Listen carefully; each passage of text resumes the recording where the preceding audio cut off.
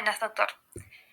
Para trabajar y explicar un poquito las instrucciones del año 13, considero relevante explicar un poquito el contexto previo, ya que estas no surgieron de la nada, sino más bien fueron resultado de un complejo proceso histórico, político y social, que se desarrolló en el Río de la Plata desde finales del siglo XVIII y principios del XIX, debido al derrumbe de la monarquía española por cuestiones familiares, un problemita ahí chiquito entre Carlos IV y su hijito Fernandito VII. O sea, detalles, son cosas de familia, ¿vio?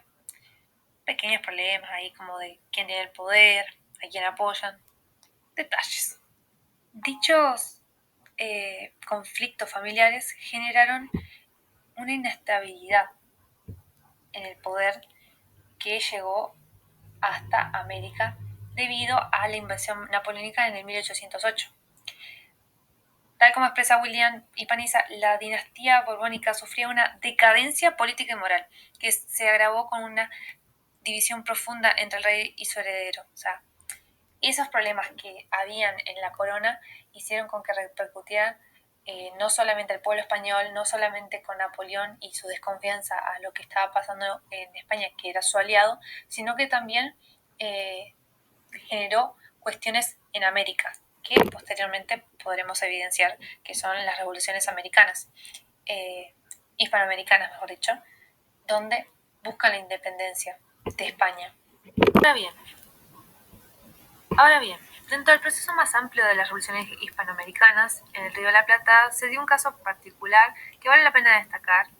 Es el surgimiento del liderazgo de José Gervasio Artigas, lo cual no es una excepción, cabe aclarar, en lo que respecta a América Latina, con esta idea de los héroes que posteriormente se acentúa más con la idea de los nacionalismos, pero siento que es relevante destacarlo por el hecho de su humanidad y no de su, por así decirlo, por su idealización, mejor dicho. En el 1810, en el pleno contexto revolucionario, Artigas desertó del ejército realista para unirse a lo que se conoce como la Junta de Mayo. Pero lo interesante es lo que a partir de ahí nace, como que él canaliza el descontento de los sectores rurales, los gauchos, los pueblos pequeños productores y los indígenas o aborígenes, y construye un proyecto político alternativo a lo que impulsaba Buenos Aires en su momento. Su liderazgo fue afirmado con hechos clave como lo fueron el Grito de Ascenso, la Batalla de las Piedras y sobre todo el éxodo del pueblo oriental hasta el Ayuí. Este no fue simplemente un movimiento militar, fue, como dice Ana Frego, una verdadera comunidad comprometida con la causa federal y con la defensa de lo que es el territorio. En este marco, que es en abril de 1813, se redactan las instrucciones del año 13. El contexto era complejo realmente. Por un lado, seguían presentes los focos realistas y por otro, avanzaban las tropas luso-brasileñas, sobre todo en los territorios orientales como los 7 pueblos de Misiones, Batoví, San Rafael, Tacuarembó, que incluso realmente están mencionados en el artículo 9 de las instrucciones. Pero para mí realmente es sumamente relevante hablar primero de 5 artículos que son muy relevantes antes de hablar lo que la diferenciación entre confederación y el centralismo porteño, que son los artículos 1, 2, 3, 11 y 20 de las instrucciones del año 13. Empezamos con el artículo 1, que es quizá el más contundente, el cual dice, primeramente, pedirá la declaración de la independencia absoluta de las colonias, que ellas están absueltas de toda obligación de fidelidad a la corona de España y familia de Borbones, que toda conexión política entre ellas y el Estado de España y debe ser totalmente disuelto. O sea, está buscando la independencia total de lo que es la corona española. Esto realmente marca una indiferencia clara con otros sectores que todavía dudaban, o sea, de esa separación. O sea, hay quienes todavía les siguen jugando fidelidad a Fernandito. En el artículo 2, por su parte, establece qué tipo de país quiere construir. O sea, mejor dicho, él no quería un país, él quería una confederación no quería lo que actualmente es Uruguay.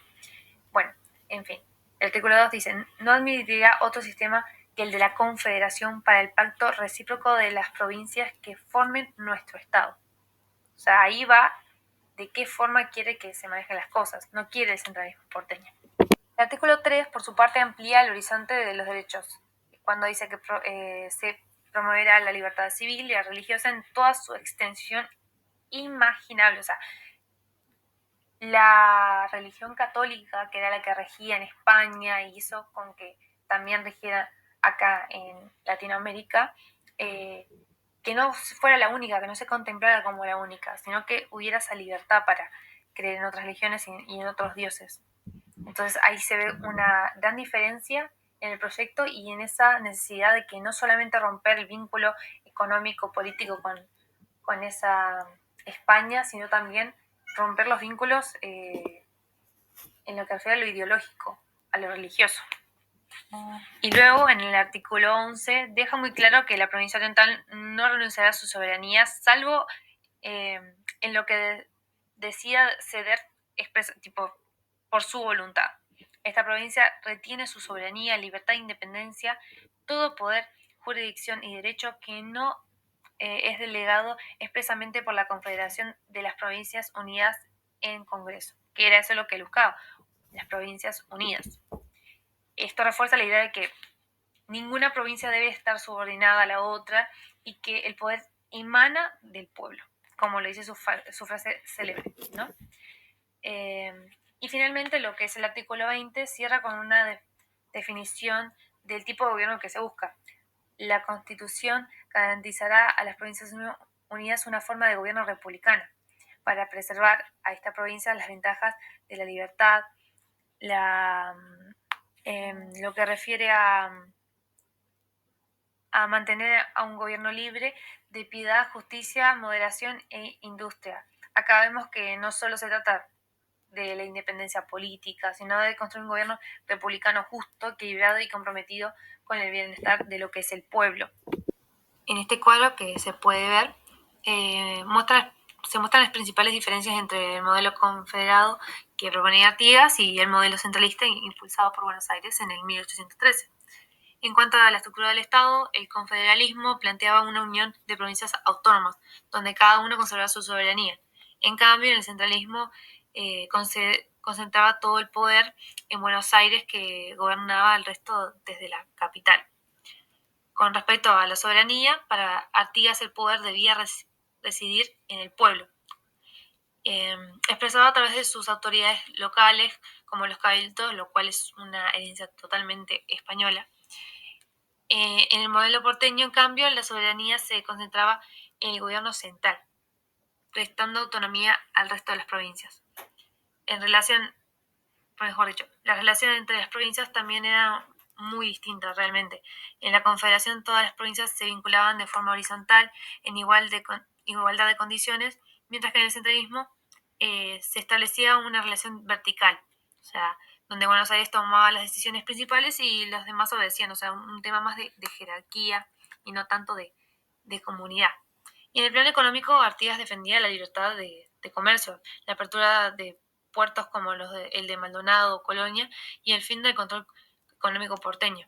Buenos Aires, por su parte, mantenía el monopolio comercial donde su puerto, lo cual beneficiaba a las élites, o sea, a las oligarquías de Buenos Aires, del centralismo, y perjudicaba al resto. En resumen, o sea, lo que estaba en juego era mucho más que una forma de organizar el Estado. Eran dos proyectos de país en disputa, como mencioné anteriormente.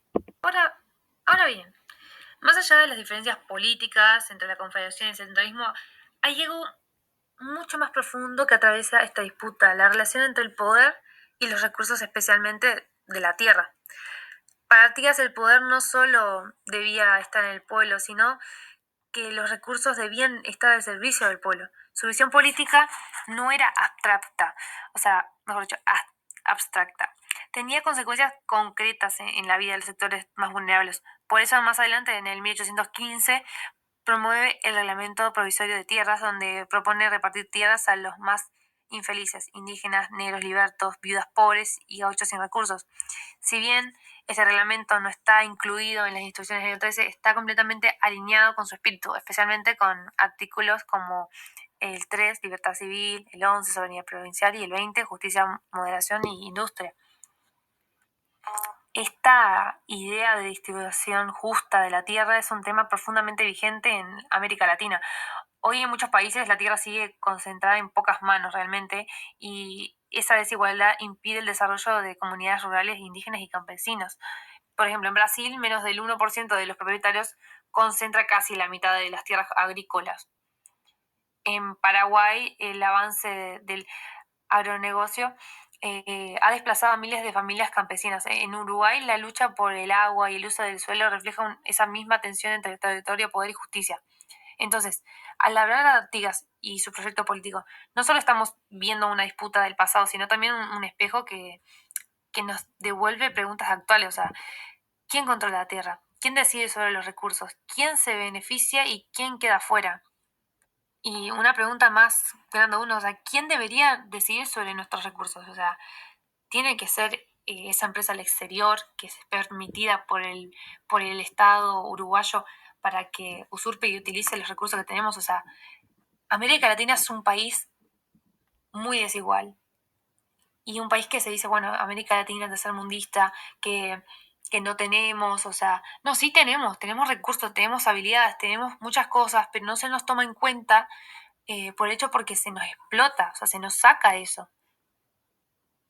Entonces, no creo que estemos tan mal, o sea, nosotros tenemos muchos recursos, tenemos muchas cosas para dar, pero damos al exterior y no a los de adentro. Cuidamos con que las relaciones exteriores estén bien, ser un país tapón y bien, o sea, pero esto ya va de mi perspectiva, pero ya un poco dio de eso, ¿no? O sea, sé que tiene y respecta cuestiones políticas económicas que son jodidas meterse en eso, pero creo que son súper necesarias.